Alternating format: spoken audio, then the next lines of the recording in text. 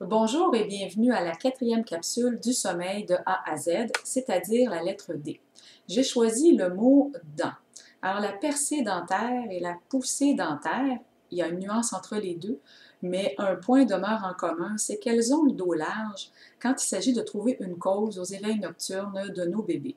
Alors, il faut savoir que la poussée dentaire s'échelonne sur une très longue période, donc facilement jusqu'à l'âge de 20 ans, puisque les dents de sagesse vont descendre dans les gencives à cet âge-là.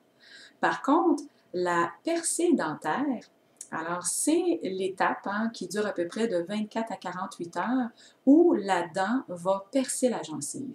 Alors la percée dentaire peut être perçue comme inconfortable puisque ça peut être un petit peu douloureux, tandis que la poussée dentaire, même si elle génère un peu de fièvre, de l'irritabilité et parfois des joues rouges, elle n'est pas vécue comme étant inconfortable dans le corps.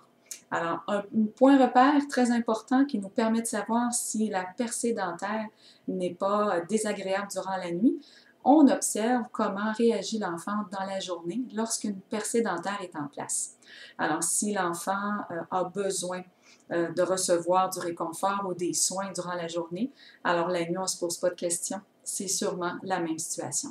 Par contre, de jour, si la percée dentaire est vécue pratiquement avec aucun impact, alors la nuit, il faut vraiment trouver qu'est-ce qui peut faire en sorte que l'enfant pousse des éveils aussi souvent. C'était Brigitte Langevin, votre ambassadrice sommeil. Bon dodo!